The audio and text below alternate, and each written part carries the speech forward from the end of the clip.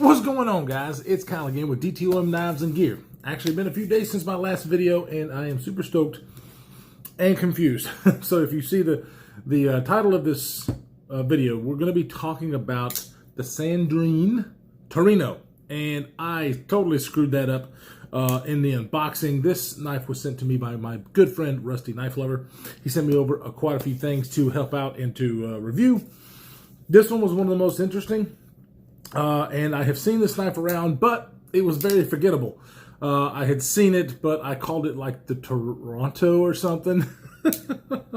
And so yeah, it's called the Sandrin. It's called a Sandrin Knife Company, and they make knives that are in tungsten carbide, and that is what this guy is. It is, you know, they have, I guess, some slip joints and some other knives. This one is a locking knife, and the reason I say I'm confused is because I really didn't know how to feel about this guy. So first off, the most interesting part about the knife is the tungsten carbide. It is a very hard material. This thing is about 71 on the Recoil scale, and you know, you're talking about on like with Maximate or something like that, which is very good edge retention, you know, 65, 67, something like that. So this thing is ridiculous as far as edge retention. That's very appealing to a lot of people, you know. So a knife that will basically keep an edge for a long time. And this one is probably going to keep an edge longer than most other materials because it's so hard. It has a very nice, how do I say this? It's got a different kind of grind.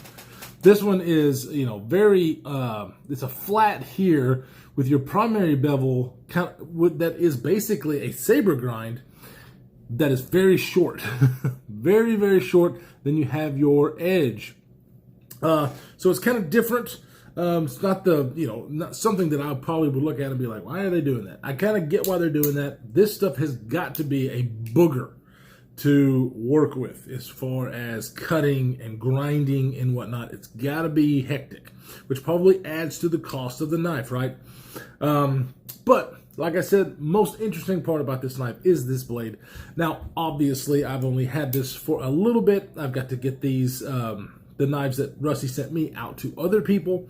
And so I didn't have a lot of time to really tell a big difference between the edge retention, you know, being really good here versus something like M390 or Maximate, because if you only have the knife for a certain period of time, you really can't get a good sword. So I cut with this knife and everything was cool, but I can't tell you that it lasted phenomenally long because I didn't have it. I'm not having this knife for a long period of time. However, I can tell you that other YouTubers and other people have tested this tungsten carbide out, and it does function like they claim.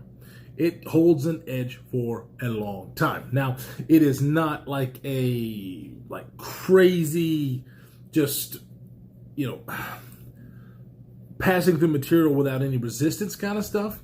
It does really well, a lot better than a lot of other knives. But the way that the edge is and the way the tungsten carbide is it's basically a sharp working edge that really doesn't go dull. That is a good and bad thing. The only reason that it would be a bad thing is for sharpening. If you were to chip this, it would probably be a headache and a half and take you forever to chip, you know, or to resharpen a chip out if you were just stropping it up. I know that some people for this particular material uses diamond lapping films, which I have on the KME system, and I think that would work really good. I know Cedric and Ada, if you are familiar with his channel, that is what he did, is he used a lapping film that has diamond in it. That's the only way you're going to sharpen this blade is with diamond stones anyway. If you had to actually get behind this thing and get a chip out, diamond is the only way you're going to do it, unless you go through multiple stones and a very long period of time.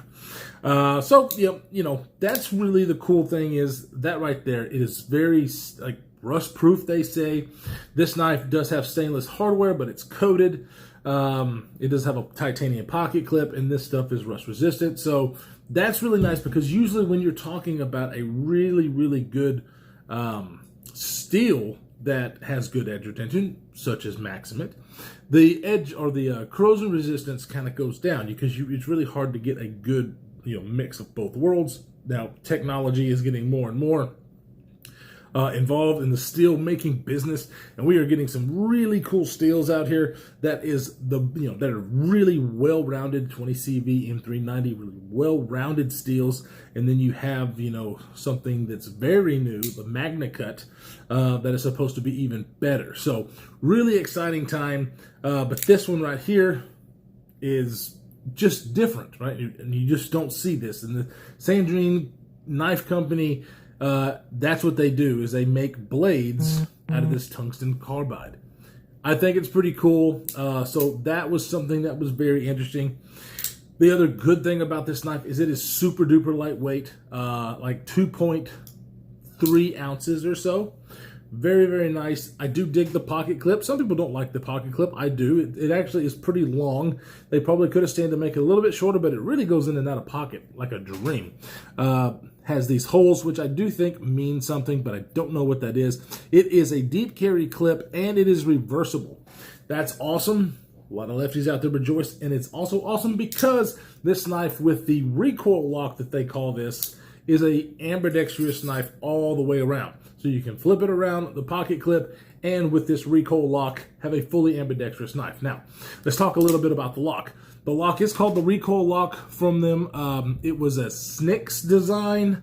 I don't know all about it. He was the one. I mean, when I think of Recoil lock, I've had the CGRB Recoil lock on the channel, and it basically works kind of the same way, but I think it uses an Omega spring, where this one is more like the Shark lock in the way that it functions. Totally different locks. I'm not saying that they're the same lock. They are different locks, but they kind of function the same way in that it locks up and you have this little area here that you have to push back on to disengage the blade. One of the things that was confusing to me in this process when I'm talking about the lock is how to disengage it. Because when I first opened this knife up and I saw this, I'm trying to do the Shark lock motion, which is just taking my finger and pressing it back. When I do that, it's painful. It is very, very thin and sharp right there where you're putting your finger if you're going to do it like the Axis lock. So that doesn't really work out too well. You can definitely do it, but grabbing that and pushing it back that way is actually painful on the fingers. I mean, unless you have really thick calluses on your fingers, you're going to feel it, and it's not going to be great. You can do it, but it's not going to feel good. Then I saw some people hold the knife like this, use the meat of their thumb to bring it down like that and close it. That actually works pretty well because it's still sharp on that very tip there, but bringing it down is not as uncomfortable. And then if you have fingernails, you can actually just bring your fingernail down and it's not, it doesn't hurt at all. And then you can really open this thing up and close it pretty well. But if you don't have fingernails, you can't do that. So the lock I like, however, I think the execution of it is not that great because of that sharp area right there at the very tip where you're trying to get pressure to pull it back. I don't like that. However, it's very thin. You know, it actually makes for a very thin profile of a knife. So again, the carry on this thing was really, really good at 2.3 ounces. I mean, that's just ridiculous. 2.3 ounce knife that carries really good, deep carry, and cuts and lasts for a long time is appealing to a lot of people, right? I think so. I think that's a good thing. Now, one of the bad things is I don't like the way it looks. I mean, it just doesn't look very visually appealing to me, and there's a couple of reasons for that. But even though it doesn't look all that great, in my opinion, the ergonomics are outstanding. It fits in my hand really, really well, especially with this, very generous finger chole. Kevin, I said chole. Kevin gives me a hard time when I say finger chole. But even in the backed up grip, it's barely, but I am able to get 4 fingers around it, and my pinky is kind of hanging off, but I feel pretty secure there, and it's comfortable this way. The jimping is not very aggressive. It's the tight-knit jimping right there. Not aggressive, just kind of gives you a little bit of grip, and then, of course, the choked up grip is where I like to hold it, and it works phenomenal, and it feels phenomenal. There's no hot spot with the pocket clip. It is very flat. You have good ramp there, but there's nothing really poking you. So that's awesome. So yeah, it doesn't look the best, but ergonomically in the hand, it's an absolute win. Part of the reason that it doesn't look the best is the G10. Now this is G10 on the handle scales, and the G10 is quality G10, guys. However, I just don't like the way they've done it. This is contoured G10, but with all of these pockets and stuff in there, appealing is not the word I would use. Now, some people, I mean, aesthetically pleasing is definitely a relative thing, right? You guys, some people like things and some people don't like things. This does not work for me, and I kind of wish what they would have done is not put the pockets on the outside to be this kind of a weird looking scale, is to actually keep that contouring there and do the pockets on the inside to help reduce weight. That's what I wish they'd have done. Obviously, this is not just to reduce weight. This was a design element. And, you know, some people may like it. That's fine. I do not. Not at all, actually. Another thing that people really give this thing a hard time for, and I kind of see why, is that blade finish. You see the blade finish on this guy? It is like sporadic grinding scratches. You know, and I'm one that, you know, kind of digs on a hard use tool knife a good stone wash because it hides scratches, right? And this perfect for that. If you're going to use this as a tool, which is it intended, and I don't ever see this being a, you know, pocket jewelry or a safe queen for anybody. This thing was designed to be a tool, and a good tool, and it is that. And with this very ugly scratch pattern that they use with diamonds, however they're, you know, grinding this thing. Sorry, my camera's getting, you know, it's very ugly, but yeah. First of all, this stuff is so hard, it's going to be really hard to scratch. Second of all, if you do, it's going to be covered up by all that. So I don't really like the way it looks. However, it's kind of functional. It's almost like they just kind of stopped and was like, we're done. So you could, you know, it's very, very thin up here, and it is flat, and then you have your saber grind and then your secondary bevel. This is the absolute thinnest knife that I have ever held in my hand. Just look at the thinness of the blade. It is less than 50 thousandths of an inch. And just to put that in perspective, one of my thinner knives, the Stinger. I mean, look at that. That's crazy, crazy thin. So it works, you know, and it's a good thing for a pocket knife. Obviously, this thing is not made for heavy-duty use. It does not feel very sturdy, even though, you know, it is, I guess. I mean, you can see some flexing and whatnot. There is no internal liners. It is just housing the blade and the spring and the back lock mechanism, the recoil lock mechanism. Not very heavy-duty, and it's not, you know, meant to be. It is meant to be an EDC tool that you use if you're cutting a lot of cardboard, stuff like that. It's going to hold an edge for a long time, and it's going to do relatively well at it. Now, did I? Let's see if we've got enough here. So first, let's go ahead and cut some cardboard. It slices through the cardboard really well. It's thin, and the edge is great. So it slices through cardboard just about how you would think it would.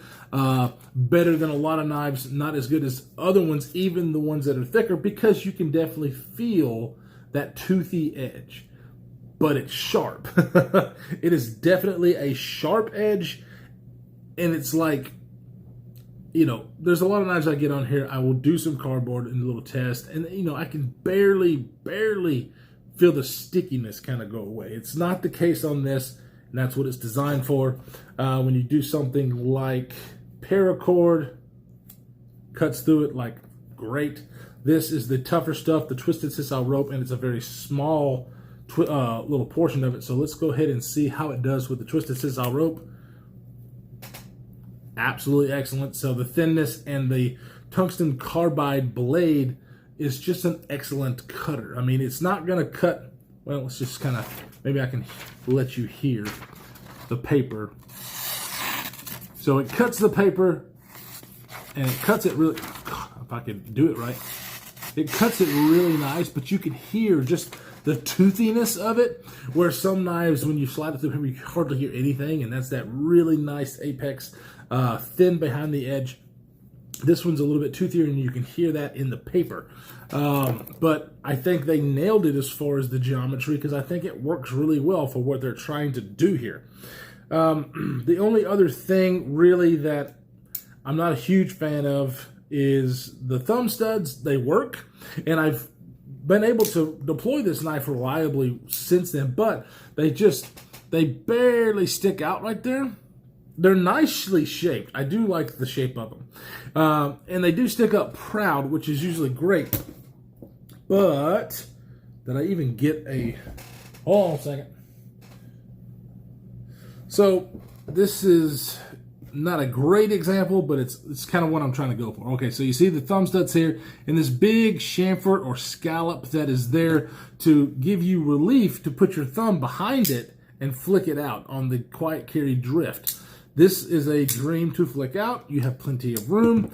This one does not have any of that. I mean, I kind of wish, and they have a lot of room where they could have put a scallop or chamfer there to give you enough room, especially with my big old fingers here, to get behind the thumb stud. Now, like I said, once I got used to it, I was able to deploy it, and I was able to deploy it pretty reliably.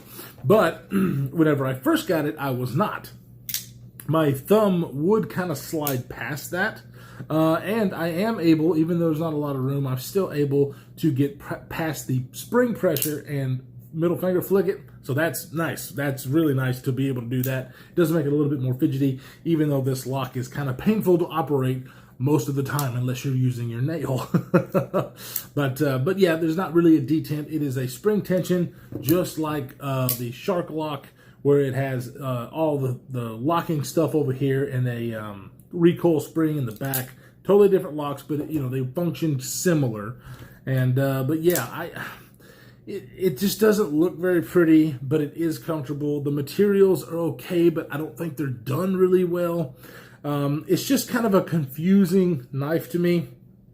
And that's basically where I was at. So what we're going to do is we're going to turn the camera around, get a closer look at the detail of this knife, do some size comparisons and some specs before we, you know, really get away. And so you can see my dilemma and my mind going back and forth. Do I like it? Do I not like it? It was very confusing. So let's go ahead, turn the camera around and do that right now. All right, let's get a little bit closer look at these scales here. So as you can see, that red G10, it is nice G10, and it is milled out. And, you know, I would say milled out quite well. I don't see a lot of finishing passes really kind of going on. It's a little bit rough, got a little bit of texture to it, but that's not necessarily a bad thing because it helps with the grip, even though these pockets also help with the grip as far as your fingers not being able to slide off, and that might be what they were going for. However, I think just the contour G10 with the pockets cut on the inside and maybe just a little bit of texturing on that contour G10 would probably be better, at least for my preferences. As you can see here in the circle, it is not a huge knife. It is actually a secondary size knife for me, but with the forward finger control and the ergonomics, it really does well. So you do have an overall length of this guy about 6.88. So it is right there on the cusp of just too small for me, but it works. You have a closed length of 3.93, cutting edge,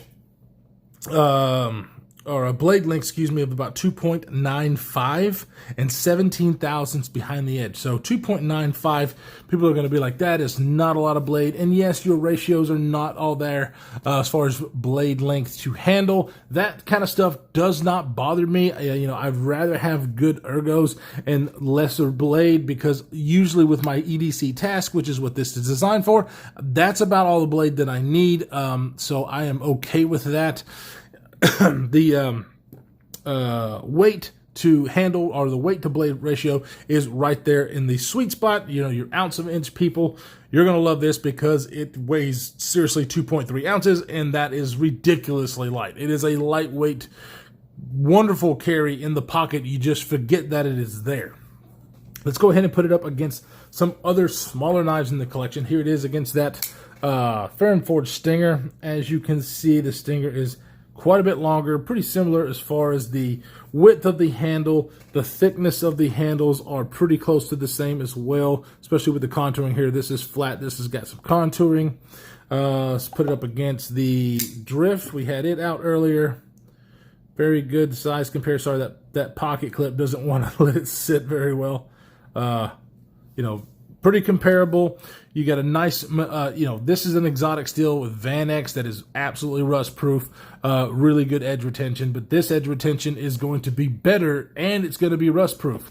Now, granted, this is an absolute beautiful knife, well put together with good hardware, and it's just the fit and finish on the Quiet Carry Drift is worlds bigger or better than this guy. This guy, I'm just going to go ahead and say it now, is $200, and just the fit and the finish just does not seem to be there for that price, even though I get it. Working with this material is got to be a headache, and you know, goes through tooling and goes through belts on the grinding, and however they grind it. I get that, but $200, you get $300 for this guy, which I think is still an excellent buy. All the Quiet Carry Drift, the Quiet Carry products, you know, you have some exotic materials like Van X, but you can get some other stuff. Their pricing, fit, and finish is just really, really nice, especially for a tool knife. This is actually running on bearings, where this is running on washers. The bearings is a good call. I'm really glad that they went that route. Another knife that I want to put up against this is the Para 3. Para 3 just a little bit longer. And the thing is you can get the Para 3 in Maximate, which is a very, very edge retentive, I guess, focused steel. Now, you're not going to have the corrosion resistant properties in the least. It actually will corrode.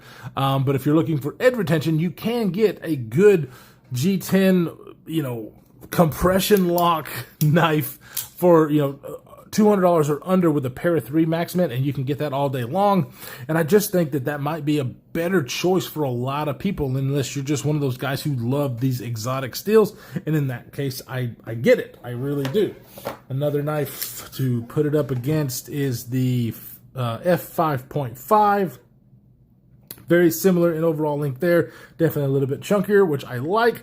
But this is not too thin to get around my big hands.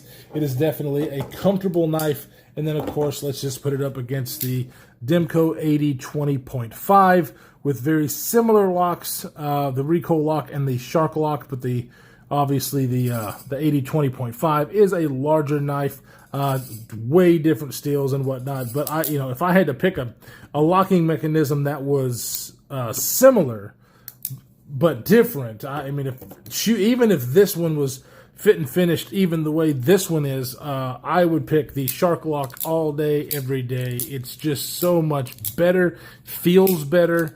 You know, this is a $150 knife. And yeah, the Demco 8020.5 and the Demco 8020, they both feel the same, even though they're worlds different on the price range. This thing feels amazing. This thing just doesn't. I mean, it works. It does not feel near as well put together as even this guy. Kind of listen to this. It's very muted. You know, doesn't really have very good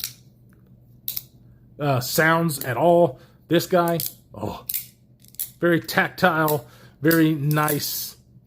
I just way prefer if I've got a lock that has, you know, on the back that you pull back like this, you know, depending on whatever you like.